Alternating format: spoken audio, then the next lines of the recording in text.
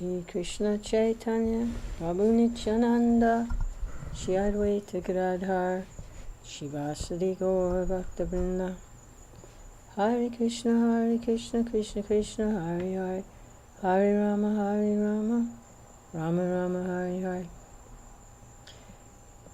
Advaita Prakasha, Chapter 20 by Ishana Nagara, the direct disciple of Lord Advaita. And this is Chaitanya Lila. All glories to Sri Chaitanya, all glories to Siddhanath, all glories to Nityananda, along with all the devotees.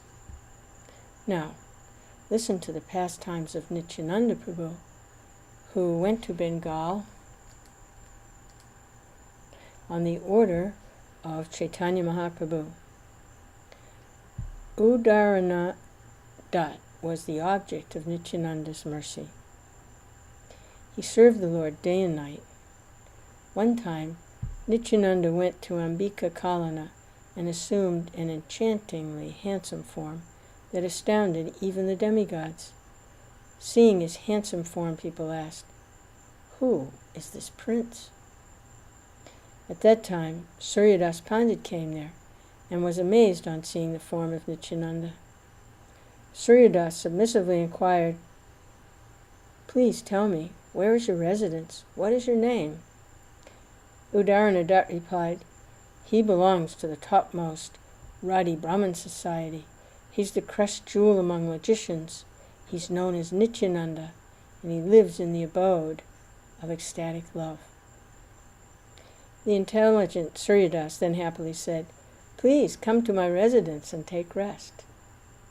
Nityananda smiled and accompanied him to his house, where the Brahmin Suryadas fed Nityananda with loving care. The village ladies flocked there to see Nityananda, and they all praised his attractive form. They then told the wife of Suryadas, "He's a suitable husband for your daughters." Suryadas had two daughters, Vasudha and Janava, who were both equal to Lakshmi Devi. There was no comparison to their beauty and good qualities. Suryadas was an incarnation of Maha Kadumi, who was advised by Lord Brahma to offer his beautiful daughter Revati to Baladev. His wife was endowed with all the good qualities of a saintly chaste lady. She said to the village ladies, "Please, all of you give your blessings. Who doesn't desire to give their daughter to a nice saintly person? But I don't know what my husband desires in this regard. If he agrees, I would accept it as auspicious." At that time the great scholar Suryadas came there, and the ladies told him, "You have two marriageable daughters at home. Providence kindly brought their future bridegroom here. Let us hear what you think about this." Suryadas Pandit replied, "If everyone agrees, then I accept." After saying this, Suryadas went out and called his relatives to his house. In that family gathering, Suryadas humbly said, "After due consideration, please tell me whether I should give my daughters to this visitor." Everyone said, "We don't even know where he comes from. A wise man never asks someone whose family and behavior are unknown to marry his daughter. A suitable husband is not easy to find. By giving his daughter to Lord Shiva, Daksha got the head of a goat." They discussed at length in this way. And when Nityananda understood their mind, he departed. He went to the bank of the Ganges, where Gauridas, who was absorbed in ecstatic love, recognized him. Gauridas offered obeisances to Nityananda and said, "You have unlimited, wonderful pastimes." Nityananda laughed loudly, and Gauridas became unhappy to see his disappointment.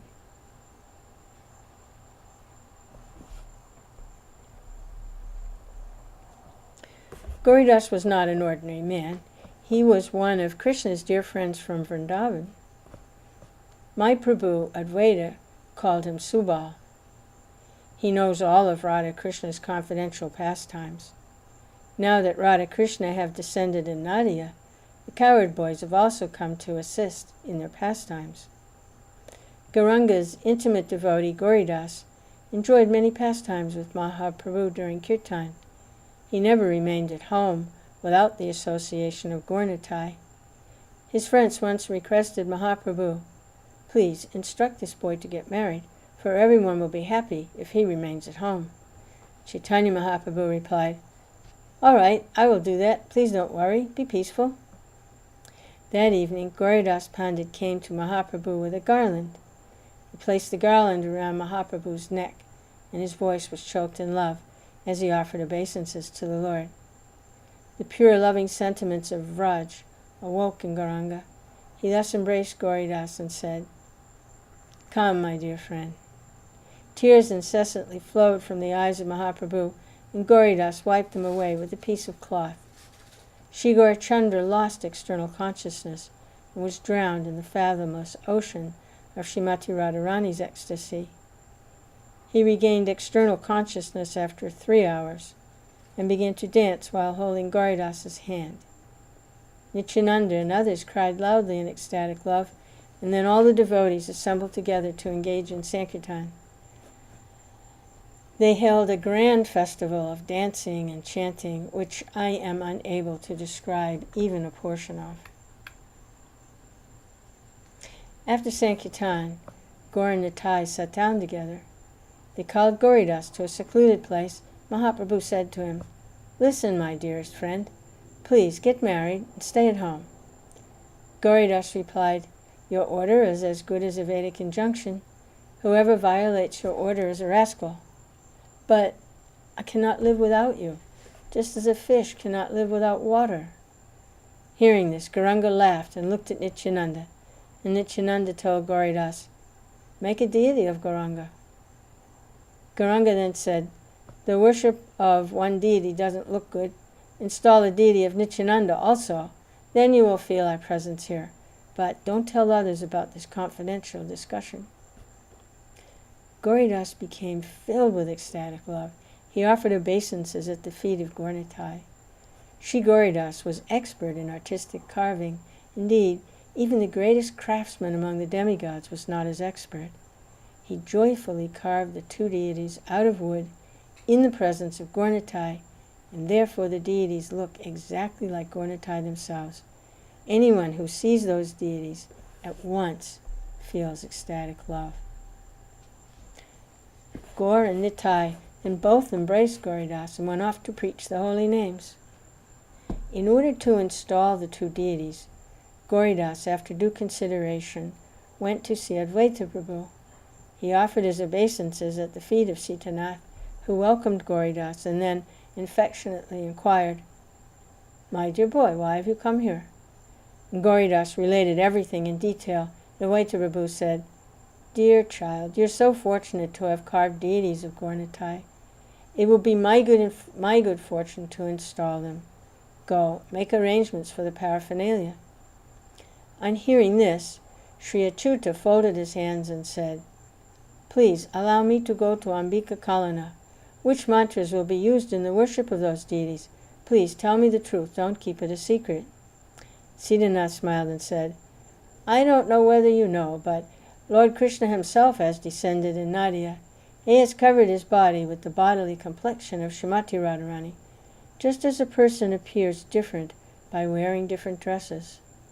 Therefore Mahaprabhu is worshipped by meditating on the 10-syllable Gopal mantra. Worship Radha as the covering of Krishna, and then your worship will undoubtedly be successful. By worshipping Nityananda through the Narayan mantra, your worship will be successful and you will be happy." Achyuta humbly replied, "I will certainly do as you instruct." But Narahari Sarakar Thakur, the resident of Srikand, is a reservoir of loving devotion. He is considered a confidential devotee of Sri Chaitanya. Other devotees call him an eternal associate of Krishna. He expressed a different opinion on the worship of Gauranga. Please tell me the reason for this." Advaita Prabhu said, "In the ocean of Sri Krishna Chaitanya's love, anything is possible, provided his worship is performed out of pure devotional sentiments. Krishna has firmly promised his devotees he would reciprocate with their mood of worship.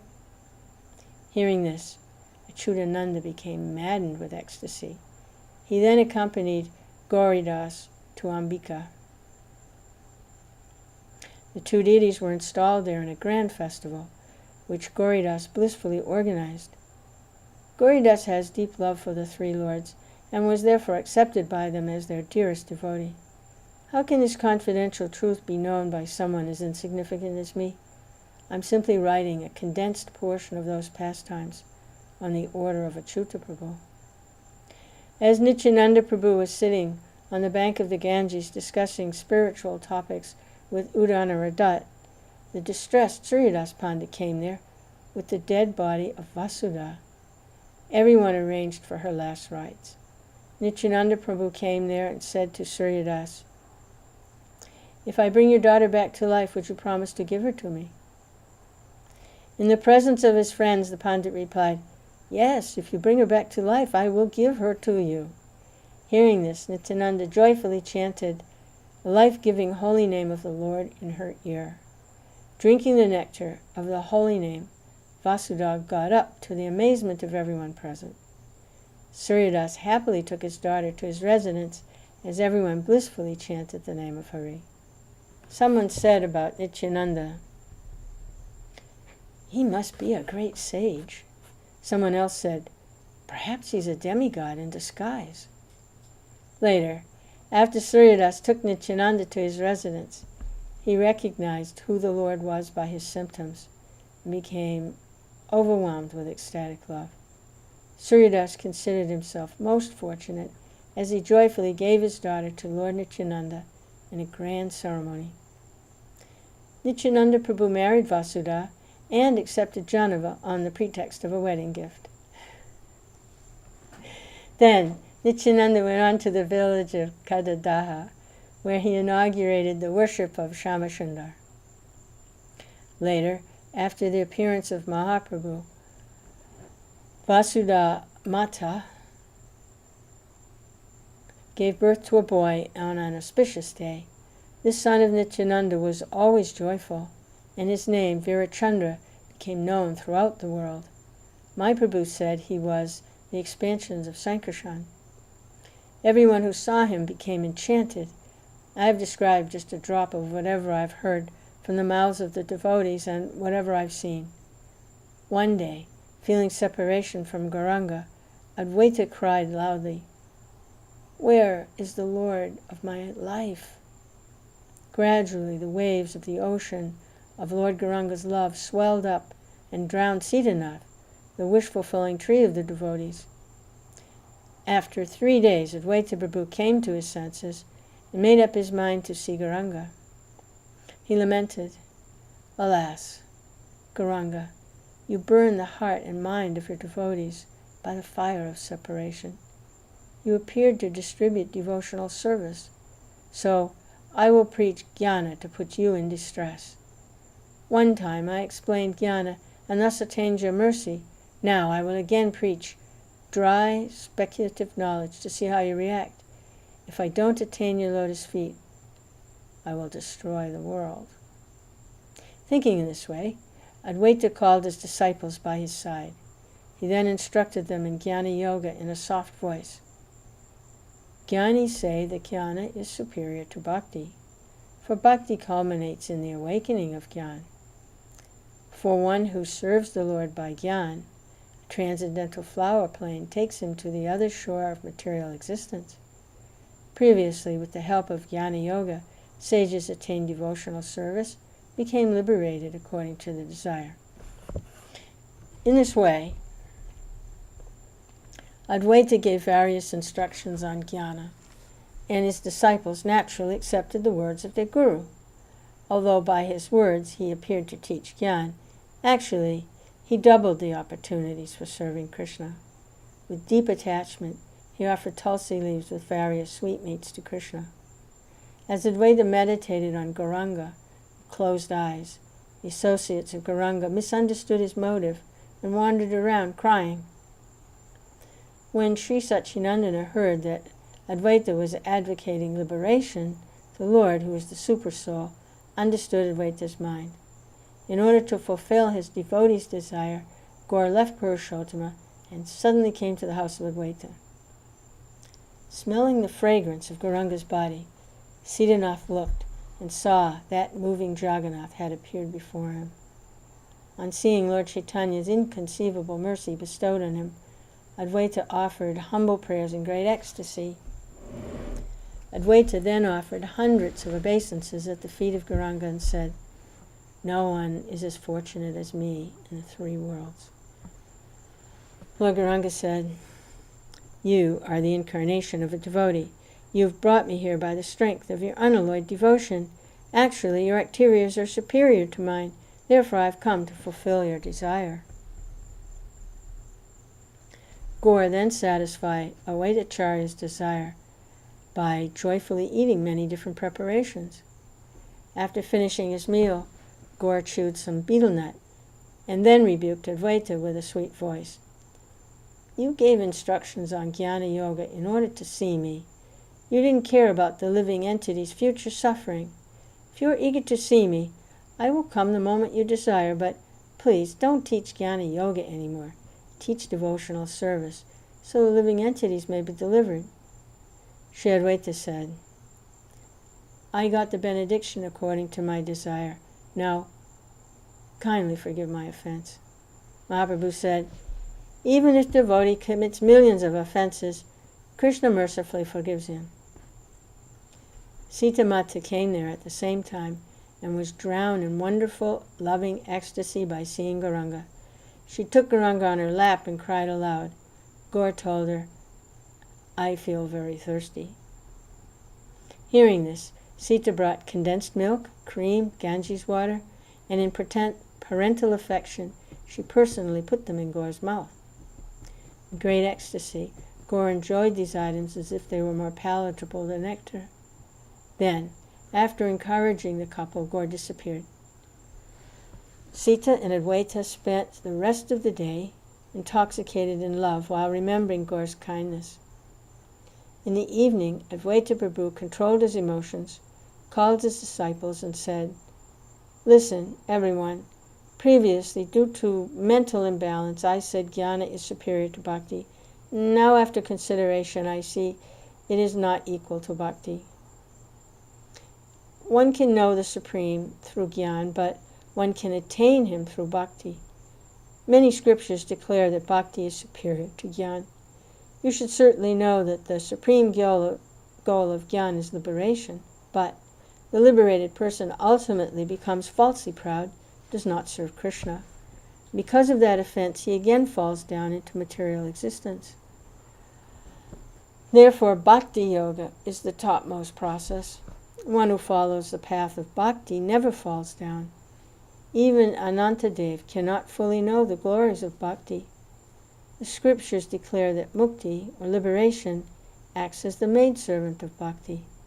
Serving Krishna with firm faith, and you will easily achieve freedom from material bondage. Like this, Advaita Prabhu gave his disciples many instructions on devotional service. All except 3 of them follow the path of bhakti.